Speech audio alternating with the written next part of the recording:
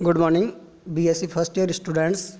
सबसे पहले अपन ने जो टॉपिक कल पढ़ा था उसको एक बार मैं थोड़ा सा पहले रिवाइज कर देता हूँ कि कल अपन ने पढ़ा था फेरिंग्स, और फेरिंग्स के अंदर अपन ने पढ़ा था कि the pharynx is a divided for a descriptive purpose into 3 parts, यानी कि जो फेरिंग्स था उसको 3 भागों में बांटा गया है उसके पर्पज़ के हिसाब से।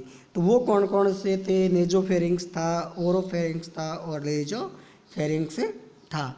उसके बाद में उसकी लाइनिंग की बात की थी तो उसके अंदर बताया था कि वो 3 लेयर से बना हुआ होता है, और वो 3 लेयर कौन कौन सी थी? जो फर्स्ट लेयर थी वो लाइनिंग मेम्ब्रेन्स थी, म्यूकोजा की बनी हुई थी, यानी कि ये बनी हुई थी वो स्ट्रेटिफाइड स्क्यूमस एपिथेलियल टिश्यू की बनी हुई थी। स्ट्रेटिफाइड स्क्यूमस से एपिथेलियल टिश्यू की बनी हुई थी। मिडल लेयर थी वो भी फाइबर्स टिश्यू की बनी हुई थी, और थर्ड थी वो आउटर लेयर थी वो इनवॉलेंट्री मसल्स की बनी हुई थी। बाद में अपन ने मान लो फेरिंग्स के ब्लड सप्लाई की बात की थी, तो फेरिंग्स की ब्लड सप्लाई है वो आर्टरियल ब्लड सप्लाई है, वो करती है एक तो जो फेशियल आर्टरीज होती है वो, और वेनस ड्रेनेज है वो इंटरनल जुगुलर वेंस के अंदर जाता है। नर्व सप्लाई की बात की थी तो नर्व सप्लाई थी जो सिंपैथेटिक एंड पैरा, जो सिंपैथेटिक नर्व था वो था फेरेंजियल फ्लेक्सस, और इसके अलावा ग्लोसोफेरेंजियल और वेगस नर्व भी इसके अंदर नर्व सप्लाई होती है। अब अपन नेक्स्ट टॉपिक के ऊपर बात करते हैं, और अपना जो नेक्स्ट टॉपिक है वो है इसोफेगस। इसोफेगस है वो फेरिंग्स से शुरू होता है और स्टोमक्स पर ख़त्म होता है वैसे तो। अब इसको मैं एक बार थोड़ा सा बता दूं कि the oesophagus is about 25 semi long and about 3 semi in diameter, यानी कि इसोफेगस है वो 25 सेंटीमीटर लंबा होता है और 2 सेमी इसका डायमीटर होता है। नेक्स्ट है and line is in the median plane in the thorax, front of the vertebral columns, behind the trachea and the heart, यानी कि ये गुजरता है वो कहाँ से गुजरता है? जो मीडियन प्लेन्स है थोरेक्स का वहाँ से होते हुए जो उनका थोरेक्स का फ्रंट पार्ट से यानी आगे के भाग से, और वर्टिब्रल कॉलम के बिहाइंड पीछे से होते हुए ट्रेकिया और हार्ट के पास से गुजरता है। It continues with the pharynx, ये फेरिंग्स से शुरू होता है and about just below the diaphragm, diaphragm के नीचे से इट जॉइन द स्टोमक, और डायाफ्राम के नीचे ये स्टोमक से जुड़ता है। It passes between the muscles fiber of the diaphragm behind central tendons of the level of 10th thoracic vertebra, यानी कि ये जो है वो कहाँ से कहाँ तक होता है इसके अंदर बता रखा है कि ये कंटिन्यूस चलता रहता है, और थोरेसिक जो 10th वर्टिब्रा है जो उसी के लेवल से ये स्टोमक के साथ में जुड़ता है, और जो शुरू होता है वो सर्वाइकल्स जो वर्टिब्रा होती है वहाँ से शुरू होता है। इसके अंदर और कुछ लिखा हुआ है, कुछ बातें लिखी हुई है, उनके बारे में थोड़ा सा और देखते हैं कि immediate the oesophagus has pass through the diaphragm is curve upward और before opening into the stomach, और इसकी ओपनिंग है वो स्टोमक्स के अंदर खुलती है। This sharp angles is believe to the one of the factors that prevent regurgitations, यानी वेक फ्लो को रोकता है, यानी जो स्टोमक के कंटेंट्स होते हैं वो इसोफेगस में ना आए, of the gastric contents into the oesophagus, जो गैस्ट्रिक कंटेंट्स है वो इसोफेगस के अंदर नहीं आए उनको प्रिवेंट करता है। The upper and lower end of the esophagus are closed by sphincter, यानी इसोफेगस है वो ऊपरी भाग से और नीचे के जो स्टोमक्स है वहाँ से 2 इंस्पेक्टर्स होते हैं। जो ऊपरी इंस्पेक्टर्स होता है जिसे अपर इसोफेजियल इंस्पेक्टर्स कहते हैं, और जो नीचे का जुड़ा हुआ होता है उसे कार्डियक या फिर लोअर इसोफेजियल इंस्पेक्टर कहते हैं। इसके बाद में कि इसकी थिकनेस है तो there is no thickness of the circular muscles in this area and the sphincter is there for physiological, this reason can be act the sphincter without the presence of a anatomical features when abdominal pressure is raised during the inspiration and defecation. The tongue of the lower esophageal sphincter increases. In this added a pinch effect by the contracting muscle fibers of the diaphragm. यानी कि इसके अंदर क्या होता है कि जैसे मान लो कि ये दो इंस्पेक्टर लगे होते हैं और जो ऊपरी इंस्पेक्टर्स होता है वो तो क्या करता है, इसोफेगस के कंटेंट्स होते हैं उस कंटेंट्स को वापस फेरिंग्स के अंदर आने से रोकता है और बैक फ्लो को, और जो नीचे का जो कार्डियक इंस्पेक्टर होता है वो स्टोमक के जो कंटेंट्स होते हैं, गैस्ट्रिक कंटेंट्स होते हैं, उनको इसोफेगस में प्रवेश करने से वापस बैकवर्ड प्रवेश करने से रोकते हैं। उसके बाद में अपन इसकी स्ट्रक्चर्स की बात करते हैं। तो स्ट्रक्चर के अंदर आपको वैसे तो डायग्राम्स दिखा रखा है। इस डायग्राम के अंदर क्या है कि इस डायग्राम के अंदर बताया गया है कि स्ट्रक्चर्स के अंदर इसके क्या क्या होता है वो चीज़ें हैं। तो इसके स्ट्रक्चर के अंदर है कि there are 4 layers of tissue, इसकी 4 लेयर्स टिश्यू से बना हुआ होता है। जो oesophagus almost entirely the thorax outer covering होती है वो एडवेंसिया की होती है, जो इलास्टिक फाइबर्स टिश्यू के बने हुए होते हैं। और जो मिडल लेयर्स होती है वो proximal third is a line stratified स्क्यूमस epithelial tissue की बनी हुई होती है, और 1/3 पार्ट है वो कोल्यूमुलर एपिथेलियल टिश्यू का बना हुआ होता है, और 1/3 पार्ट होता है वो मिक्सचर्स ऑफ 2 लेयर्स, यानी कि जो एपिथेलियल कोल्यूमुलर टिश्यू था वो और स्ट्रेटिफाइड स्क्यूमस एपिथेलियल टिश्यू का बना हुआ होता है। अब अगर इसके ब्लड सप्लाई की बात करते हैं अपन, तो ब्लड सप्लाईज के अंदर है कि आर्टेरियल ब्लड सप्लाईज है वो थोरेक्सिक रीजन्स के अंदर तो इसोफेजियल आर्टरीज करती है, जो थोरेसिक एरोटा की ही ब्रांच होती है, और एब्डोमिनल पार्ट्स के अंदर है वो इन्फीरियर फेरेनिक आर्टरीज करती है, जो गैस्ट्रिक आर्टरीज की ब्रांच होती है, जो और ये गैस्ट्रिक आर्टरीज है वो कोइलियक आर्टरी की ब्रांच होती है। अगर वेनस ड्रेनेज की बात करते हैं तो वेनस ड्रेनेज है वो मेंटे azygos and hemiazygos veins होती है वो करती है, और ये वेन है वो लेफ्ट गैस्ट्रिक वेन की ब्रांच होती है। अगर अपन इसके नर्व सप्लाईज की बात करते हैं तो इसके अंदर नर्व सप्लाईज के अंदर भी क्या है कि सिंपैथेटिक और पैरासिम्पैथेटिक दोनों तरह की नर्व सप्लाईज होती है। अब एक बार अपन बात करते हैं इसके function of the mouth, pharynx and oesophagus. Oesophagus के और जो माउथ है उनके जो फंक्शंस है वो क्या क्या है, तो उनकी बातें करेंगे अपन। फंक्शंस के अंदर है सबसे पहले फॉर्मेशन ऑफ बोलस। अब फॉर्मेशन ऑफ बोलस का फॉर्मेशन किस तरह से होता है उसके बारे में मैं एक बार आपको थोड़ा सा बता देता हूँ कि when food is taken into the mouth is masticated और chewed by the teeth and move round the mouth by the tongue and muscles of the cheek, यानी कि जब अपन भोजन को मुंह के अंदर लेते हैं तो दांतों के द्वारा उनको चबा करके छोटे छोटे टुकड़ों में तोड़ दिया जाता है, और टंग के द्वारा यानी कि जीवा के द्वारा इधर उधर घुमा करके उसके अंदर लार को मिक्स कर दिया जाता है, सलाइवा को मिक्स कर दिया जाता है, जिसके कारण वो एकदम राउंडेड हो जाता है और मॉइस्चर हो जाता है, चिकना हो जाता है। It is mixed with saliva and form into the soft mass और बोलस रेडी ऑफ स्वेलोइंग, और इस तरह से बोलस बन जाता है और वो स्वेलोइंग के लिए तैयार हो जाता है, निगलने में आसानी रहती है। The length of time that food remains mouth depend to the large extent of the consistency of the food. Some foods need to be chewed longer than other before the individuals feel that bolus is ready for swallowing, यानी कि वो भोजन के ऊपर depends करता है कि उनको कितना चबाया जाए और किस तरह से चबाया जाए ताकि वो बोलस के रूप में डल जाए।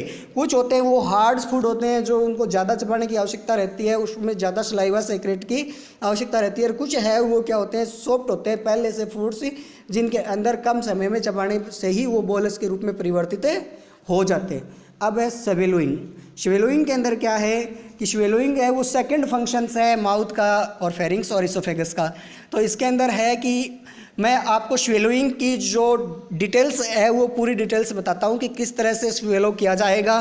तो सबसे पहले देखिए इसके अंदर this occurs in 3 stages after the mastication is complete and bolus has been formed। यानी कि बोलस बनने के बाद में 3 स्टेज के अंदर है वो स्वेलोइंग होती है। It is initiated voluntary but completed by reflex actions. यानी कि शुरुआत होती है वो वॉलेंट्री मसल्स के द्वारा होती है, लेकिन जो लास्ट में इसकी लास्ट स्टेज होती है वो रिफ्लेक्स यानी इनवॉलेंट्री मसल्स के द्वारा कंप्लीट होती है। इसके अंदर सेकंड है इसके अंदर कि the mouth is closed end voluntary muscles of the tongue and चिक push the bolus backward into the pharynx. यानी कि जब भोजन को अपन अंदर ले लेते हैं तो मुख बंद होता है और उसकी वजह से टंग के द्वारा और गालों के द्वारा भोजन को अपन पीछे की ओर खिसकाते हैं, जिससे भोजन है वो फेरिंग्स में चला जाता है। और बाद में नेक्स्ट है वो क्या है कि the muscles of pharynx are stimulated by the reflex action initiate in wall of the pharynx and coordinated in the medulla of and lower pons in the brain stems। यानी कि जब ये फेरिंग्स के अंदर चला जाता है तब इनवॉलेंट्री एक्शंस होता है और इनवॉलेंट्री एक्शंस के द्वारा ये फेरिंग्स के जो पीछे के भाग में चला जाता है, जहाँ पर इनवॉलेंट्री एक्शंस होता है और उसके ऊपर नियंत्रण होता है वो जो पोनस या फिर मेडुला का जो पीछे का ब्रेन्स होता है, स्टेम सेल्स होती है, वहाँ से होता है। Involuntary contraction has these muscle probes और बोलस इनटू द इसोफेगस, जिसके कारण ये इसोफेगस में चला जाता है। All other routes that bolus could take are closed, the soft palate arise and close off the nasopharynx. और इसकी वजह से क्या होता है कि कुछ एक एक्शंस होते हैं जिसकी वजह से, जैसे मान लो कि सॉफ्ट प्लेट्स है वो क्या करती है, नेजोफेरिंग्स को क्या कर देती है, क्लोज कर देती है, जिसके कारण क्या है कि नोज़ की ओर फूड ना चला जाए। The tongue and pharyngeal fold block of away into the mouth, और माउथ को बंद करते हैं, और larynx is lifted up and forward show that it opening is closed. इसकी वजह से क्या हो जाता है, जो फेरिंग्स है, लेरिंग्स की जो ओपनिंग्स होती है वो क्या हो जाती है, ब्लॉक हो जाती है। और लेरिंग्स होता है वो रेस्पिरेटरी सिस्टम्स के अंदर महत्वपूर्ण भूमिका निभाता है, और इसकी वजह से जो एपिग्लोटिस है वो लेरिंग्स के ऊपर आ जाता है, जिसके कारण है वो श्वास नली में भोजन नहीं चला जाए, और इस तरह से भोजन है वो इसोफेगस से होते हुए स्टोमक तक पहुंचता है और बोलस के रूप में पहुंचता है। अब एक बार इसको थोड़ा सा पुनः देखें कि अपन ने अभी तक पढ़ा था वो क्या पढ़ा था। तो अपन पढ़ रहे हैं इसोफेगस। क्या पढ़ रहे हैं, इसोफेगस पढ़ा था। और इसोफेगस के अंदर सबसे पहले अपन ने ये पढ़ा था कि भाई इसोफेगस कितना लंबा होता है। तो लंबाई के अंदर बताया कि ये 25 सेंटीमीटर लंबा होता है। बाद में इसके डायाफ्राम की बात की थी, तो डायाफ्राम इसका कितना था वो चीज़ देखी थी। तो डायाफ्राम इसका कितना बताया था, 2 सेमी डायमीटर था। और उसके बाद में इसने बताया था कि ये है वो फेरिंग्स से शुरू होता है और स्टोमक्स पर एंड होता है। थोरेसिक और एब्डोमिनल की जो डायाफ्राम है उसके नीचे जा कर के वो स्टोमक के अंदर खुलता है। उसके बाद में बताया था कि इसके अंदर 2 इंस्पेक्टर लगे हुए होते। जो फर्स्ट ऊपर का होता है उसे अपन क्या कहते हैं, अपर इसोफेजियल इंस्पेक्टर्स कहते हैं। नीचे का होता है उसे कार्डिक इंस्पेक्टर या क्या लोअर इसोफेजियल इंस्पेक्टर कहते हैं। बाद में इसकी स्ट्रक्चर्स की बात की थी। तो स्ट्रक्चर्स के अंदर अपन ने बताया था कि इसके अंदर 3 लेयर्स होती है। फर्स्ट लेयर होती है एडवेंसिया होती है, थर्ड लाइन्स होती है वो, सेकंड लाइन्स होती है वो स्ट्रेटिफाइड स्क्विमस एपिथेलियल टिश्यू की होती है, और जो थर्ड थी वो थी कोल्यूमुलर एपिथेलियल टिश्यूज़ की, और इनके दोनों के मिक्सचर से बनी हुई लेयर्स भी होती है। फिर इसकी बात की थी इसके ब्लड सप्लाईज़ की। तो ब्लड सप्लाईज़ में अपन ने बात की थी कि भाई आर्टेरियल ब्लड फ्लो है जो होता है वो होता है कि थोरेसिक पार्ट्स के अंदर तो इसोफेजियल आर्टरीज है, पैर के रूप में रहती है, वही करती है, और वो थोरेसिक अरोटा की ब्रांच होती है। नेक्स्ट अपन ने बात की थी एब्डोमिनल रीजन के अंदर। तो एब्डोमिनल रीजन के अंदर थी वो branch of inferior phrenic arteries की थी, जो left gastric branch of the coeliac arteries की थी। बाद में वेनस ड्रेनेज की बात की थी। तो वेनस ड्रेनेज था from the thoracic region, venous drainage into the azygos and hemiazygos vein करती है।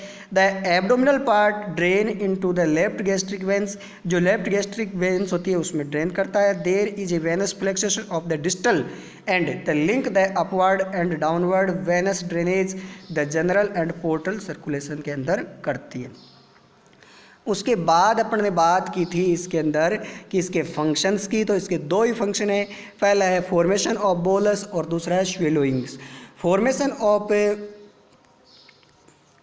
जो था बोलस, उसके अंदर बताया था कि इसके अंदर क्या किया जाता है, दांतों के द्वारा चबाया जाता है। उसके बाद जो चिक्स और टंग है वो उसको अच्छी तरह से घुमाती है, घुमा करके उसके अंदर सलाइवा सेक्रेट करती है, जिसके कारण वो उसके अंदर अच्छी तरह से घुले जाते हैं और घुलने के कारण है वो अच्छी तरह से बोलस के रूप में तैयार हो जाता है, ताकि उसमें निगलने में आसानी हो। उसके बाद में है स्वेलोइंग, और स्वेलोइंग के अंदर बता रखा है कि स्वेलोइंग किस तरह से होता है। तो स्वेलोइंग करने के लिए क्या किया जाता है, पहले इसको बोलस बना लिया।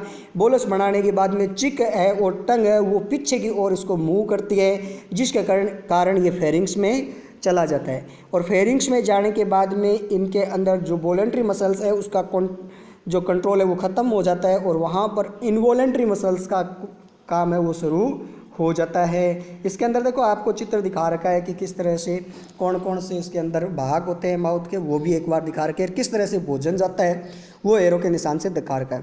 फेरिंग्स के अंदर चला गया, तो फेरिंग्स के अंदर जब भोजन चला जाता है तब लेरिंग्स और जो नेजोफेरिंग्स है उन दोनों को क्लोज कर दिया जाता है। तो नेजोफेरिंग्स को करते हैं क्लोज, वो क्या कौन करेंगे, जो उसके ऊपर है वो टंग वगैरह है वो उसको क्लोज कर देती है, और सॉफ्ट प्लेट है वो उसको क्लोज कर देती है।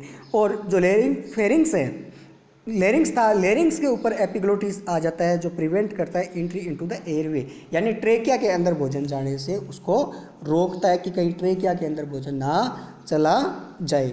और बाद में क्या होता है कि भोजन है वो इसोफेगस में चला जाता है, और इसोफेगस में जाने के बाद में इसके अंदर मूवमेंट्स होते हैं लगातार, और उसकी वजह से भोजन है वो कहाँ चला जाता है, स्टोमक्स में चला जाता है। अब मैं एक बार आपको सबसे पहले थोड़ा सा यहाँ ये टॉपिक पूरा हो जाता है, और 2 मिनट के लिए मैं जो कल पढ़ाऊँगा उसको थोड़ा सा बता देता हूँ। और कल अपन पढ़ेंगे स्टोमक्स।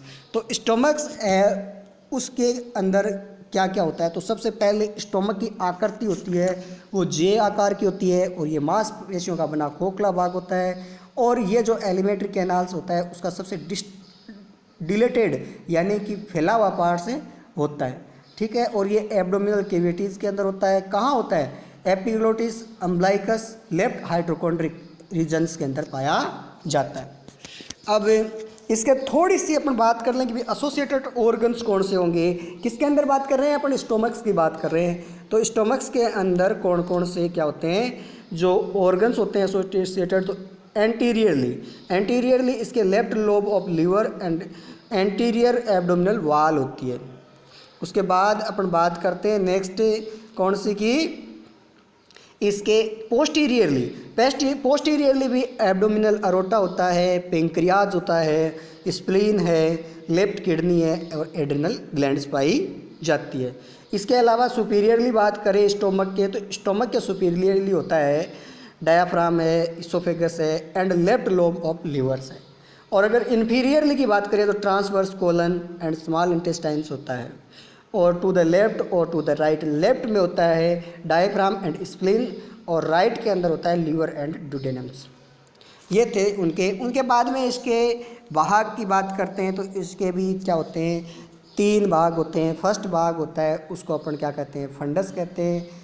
जो बीच का भाग होता है उसे बॉडी कहते हैं, बॉडी या फंडस कहते हैं। और जो इसोफेगस से जुड़ता है उसे कार्डियक भाग कहते हैं। और जो कहाँ नीचे की तरह से स्मॉल इंटेस्टाइन से जुड़ता है उसे अपन इस क्या कहते हैं,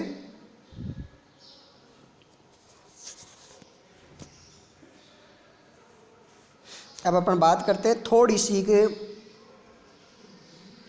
इसकी लेयर्स की। तो मसल्स लेयर कौन कौन सी होती है, तो इसके अंदर मसल्स लेयर होती है। मसल लेयर्स आउटर लेयर होती है वो लॉन्गिट्यूडाइनल फाइबर्स टिश्यू की बनी होती है। मिडल लेयर्स होती है वो सर्कुलर फाइबर्स टिश्यू की बनी होती है। इनर लेयर्स है वो ऑब्लिक फाइबर्स टिश्यू की बनी हुई होती है। और इसकी दीवारों से है वो गैस्ट्रिक जूस से का सेक्रेशन होता है, जिसके अंदर HCl अम्ल होता है, यानी हाइड्रोक्लोरिक अम्ल होता है, जिसके कारण क्या होता है, स्टोमक का माध्यम है वो अम्लीय हो जाता है। और यहाँ भोजन में से जैसे मान लो कार्बोहाइड्रेट है, वसा है, प्रोटीन्स है, इनका पाचन भी होता है। इनके बाद है वो आगे की जो टॉपिक्स है वो शुरू होते हैं। जैसे मान लो कि इसके अंदर कौन कौन से आगे के पार्ट्स है, स्मॉल इंटेस्टाइन्स वगैरह है, उसमें भोजन चला जाता है। अगर इसमें किसी तरह से कोई चीज़ अगर आपको समझ में नहीं आई है तो आप मेरे को बता सकते हो, कमेंट में लिख सकते हो, या फिर आप अगर देख लेते हो वीडियो तो कम से कम मेरे को कंफर्म करने के लिए कि मैंने वीडियो देखा है लास्ट तक, तो एक बार आप कमेंट में नाइस है या थैंक यू सर लिख दे करो, ताकि मेरे को पता चल जाएगा पर्टिकुलरली कि ये स्टूडेंट्स जो है वो कंप्लीट वीडियो देखते हैं, और कौन कौन से स्टूडेंट्स अगर कॉलेज की तरफ से है वो कंप्लीट वीडियो नहीं देख सकते, तो ये भी पता चलेगा। Thank you.